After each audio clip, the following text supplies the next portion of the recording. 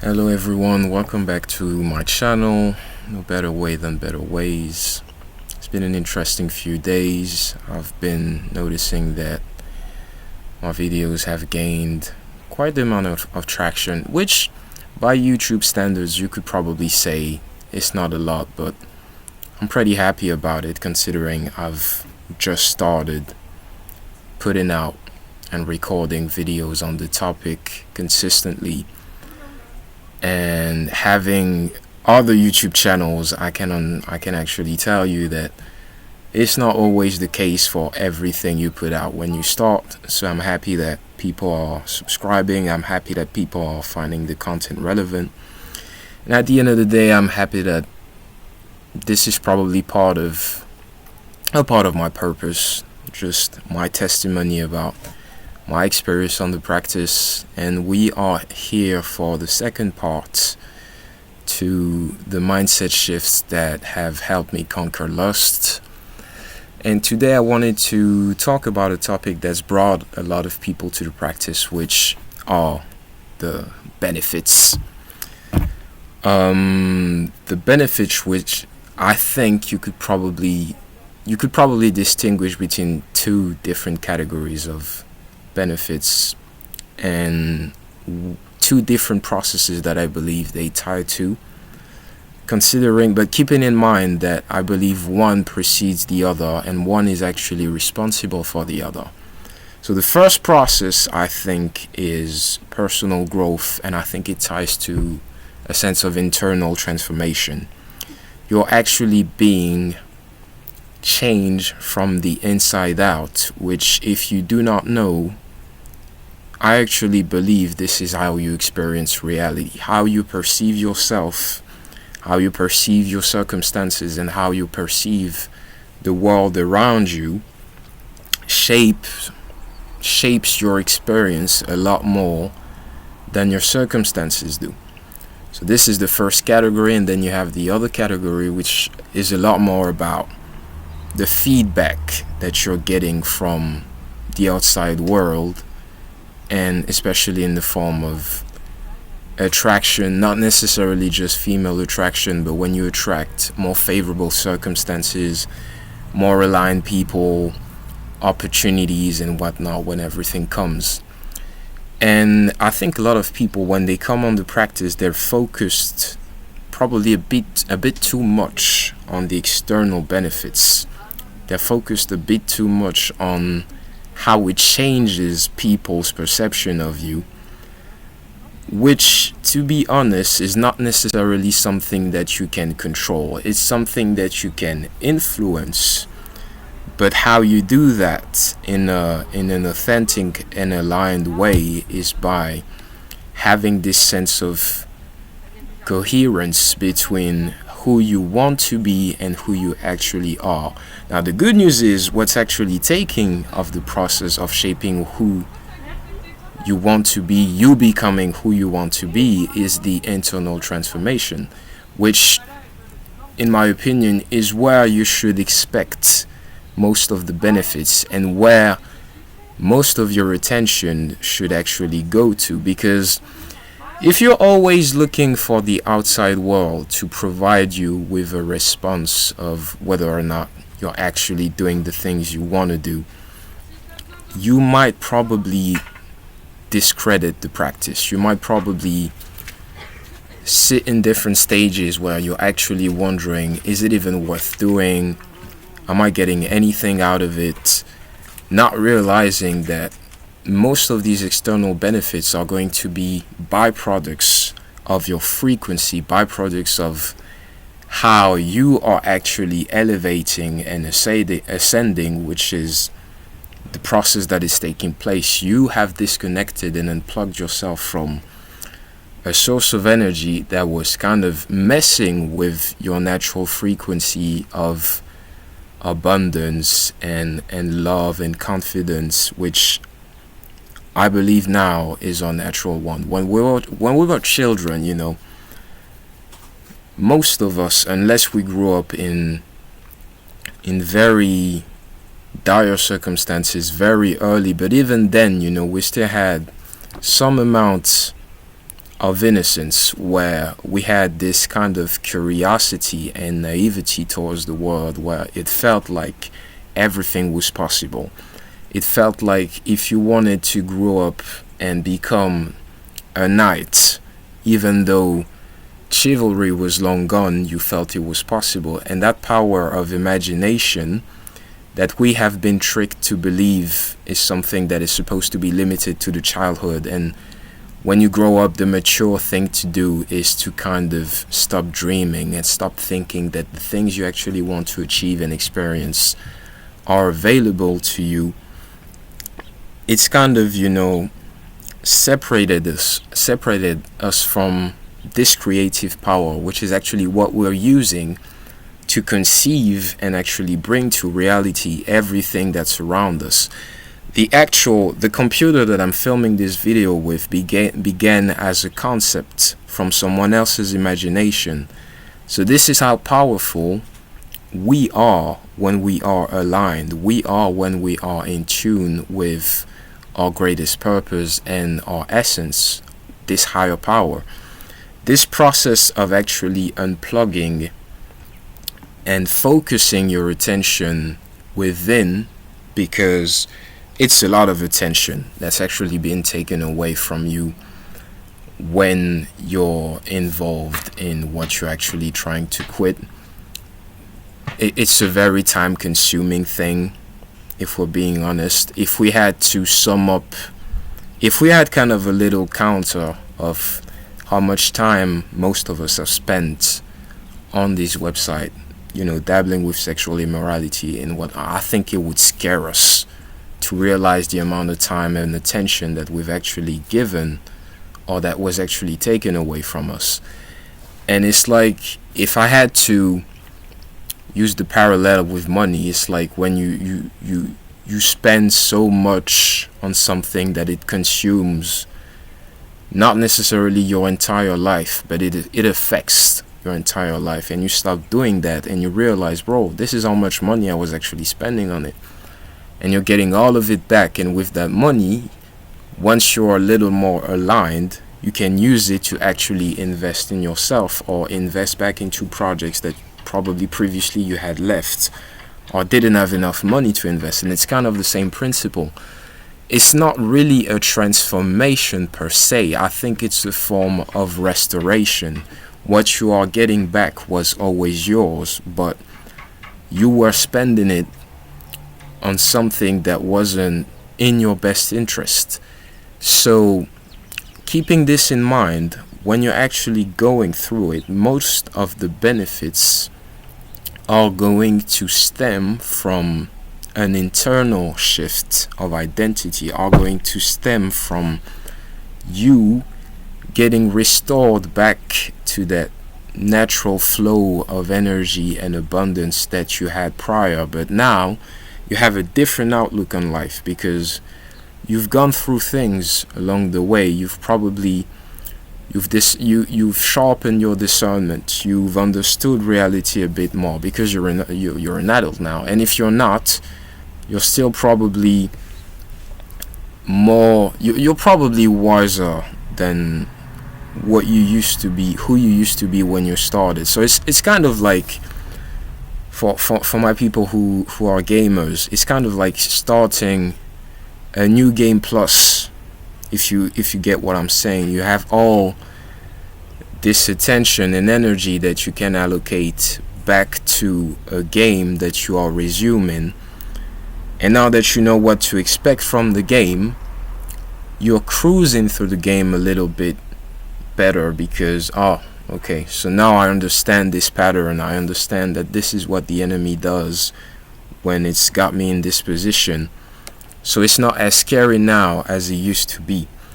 So this is what is going to fuel the transformation, and this is what is going in turn to affect your relationship, how you talk, what you let slide, what you don't, how you're able to set boundaries. And people naturally react to that, because you have kind of an aura and a confidence about yourself that is brought into the world differently when you're on this practice. Why is it? Because First of all, you're keeping a massive commitment to yourself. And this is kind of the pillar, I believe, of building self-confidence. You being able to say that I'm going to do something, and you're actually following through, no matter how big, no matter how small. I think confidence is built on the sum of these commitment that you're able to keep with yourself. So now you're in a position where you have something that is actually going to bring you back this drive, bring you back this this want to do more and get more out of life and actually experience what you came here to experience. So these little commitments, this energy, are going to be easier to stick to because your mind and your attention isn't as scattered. You're not depleted. You're not starting from a point where you kind of have to make do with whatever you have, because so much of your attention is going to waste, basically. So you're not wasting as much. So you're putting all of this back to probably bettering your relationship with God, with yourself. You're kind of tending to your garden, basically. You're kind of actually doing the work that was intended for you to do in the beginning. And this brings you a sense of confidence that is tied to alignment, but that is also creating inside this knowledge that you have this ability to keep yourself, to hold yourself accountable. And you end up, creating a sense of self-respect. Because it's like other people. If you're dealing with someone that is always promising to do things and they're not doing it, they're not following through, they're not, they're flaking, they're not doing what they say they're gonna do, you're going to end up in a position where you're like, I'm not sure how much I can trust this guy or this girl in the future, because he's shown to me before that talk is cheap, basically. And you never want to be in a position where talk is cheap with yourself, because if you can't build from this sense of self-esteem, from this sense of confidence and self-respect, well, you're not gonna walk into the world knowing that you're someone that can actually get shit done. So why would other people treat you as such? And the feedback you've probably gotten from the disrespect, the flaking, the lack of confidence, which is not going to be everybody else's experience, but I think a fair amount of us have been in this position where we wonder why a lot of people are just so adamant on talking to us any type of way, why some situations would just blow up out of nowhere at jobs or in relationships, and why we were always in kind of these tugs of war where we knew we could feel internally that the situation wasn't right, but either we wouldn't leave or we wouldn't say something. You're going to build up the strength to actually build up the courage to say something and actually not stand for what you do not want to stand for. And this in turns creates a shift of perspective, because you are not as interested for other people's approval and validation. It becomes nice to have, but once you get accustomed to your own, once you get accustomed to noticing the internal shift, noticing that, bro, I'm actually becoming solid, I'm actually becoming the man or the woman I said I wanted to be in major ways, this creates a confidence that it is kind of unshakable in the long run, in every type of situation, because you approach even situations that you might not necessarily be familiar with.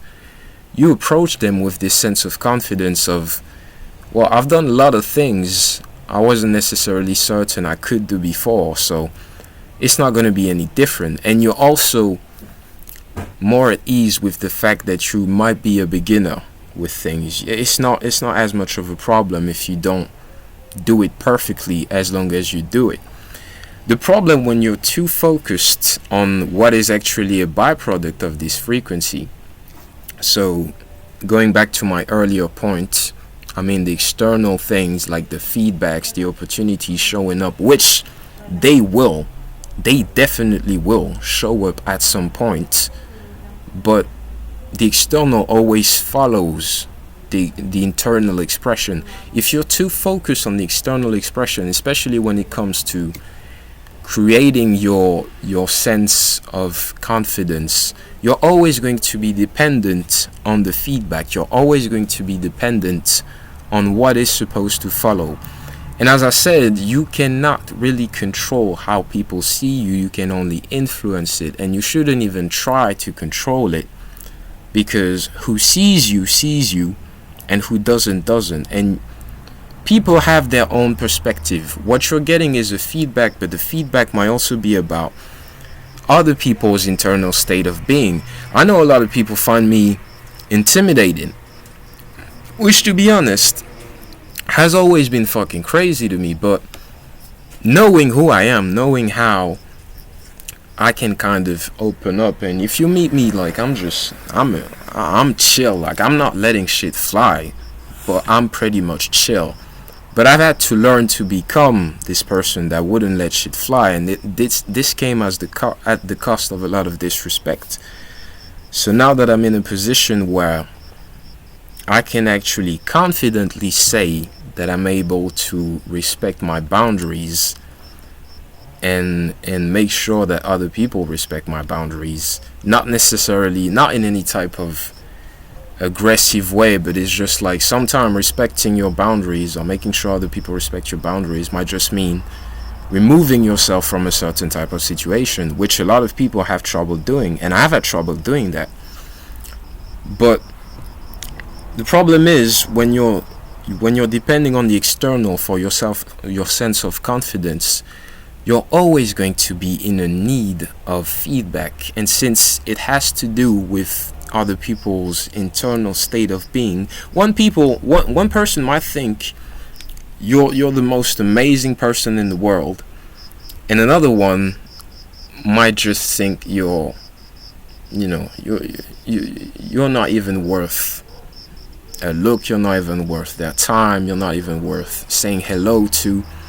And if you're dependent on the feedback, you're going to start let the doubt creep in, as in, if this person has a problem with me, are they right? Shouldn't I be the one that everyone looks up to? Shouldn't I be the one who gets all the motion, all the attraction? You're not going to get it from everyone, because other people's behavior has to do with a reaction.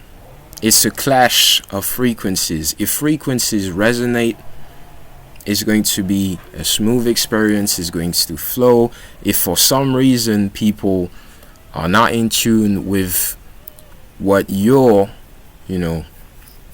kind of broadcasting as a person, because you are, and not on any type of you being better than anybody else, but you are on a frequency that not a lot of people are accustomed to, so they might react to it differently. A lot of people might be scared, a lot of people might be intimidated, so you can't just base yourself on that more than you base yourself on this sense of security that the practice creates.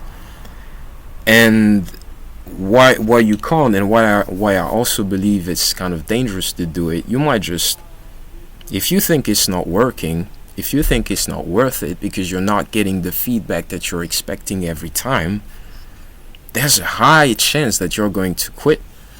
There's a high chance that it's going to lead you back to a position where, I must be doing something wrong, when actually it's just life. It's just how it's meant to go. You attract a lot of things, but you're gonna repel a lot of things as well, and it's just how the process goes. And it shouldn't really bother you, because that's what alignment is about.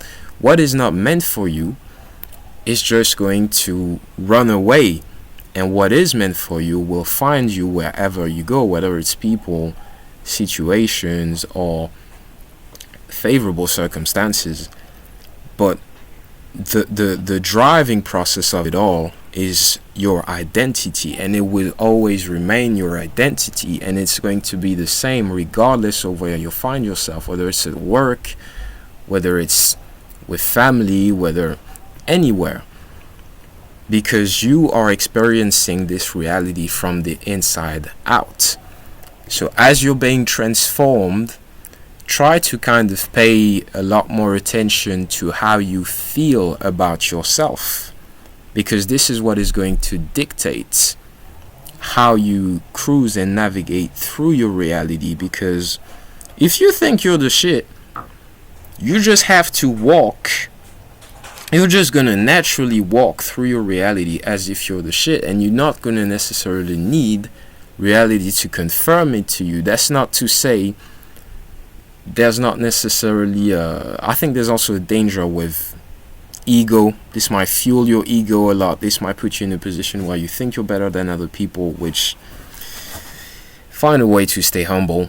But being confident and staying humble are not incompatible. I think staying humble is kind of your safety net. Having this humility of saying you might not be at the end of the road, you might not necessarily know everything about everything.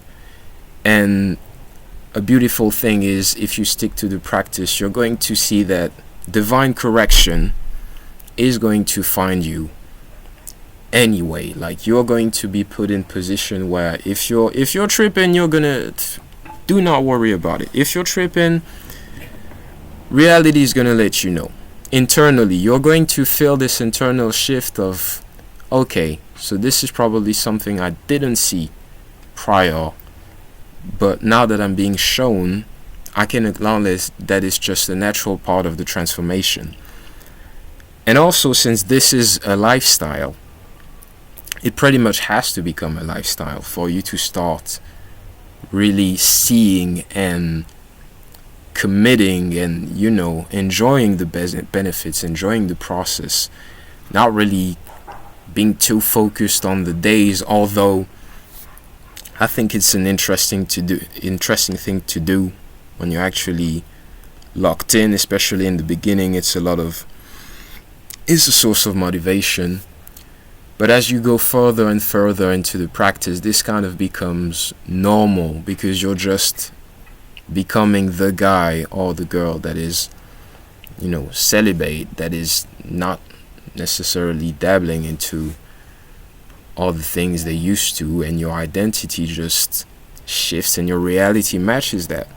So it's not to say it's no big deal, but as soon as it becomes the norm, as soon as it becomes boring, even if you do not necessarily get the feedback from the external, I believe that you're doing something right. So do not let boredom, or do not let kind of the absence of external feedback trick you into thinking that you're not on the right path, because this is first and foremost a practice of restoration, a practice of self-remembering. You are going back to your baseline. You are going back to a state that was always meant for you and that was always aligned with your higher purpose. So it's kind of the same.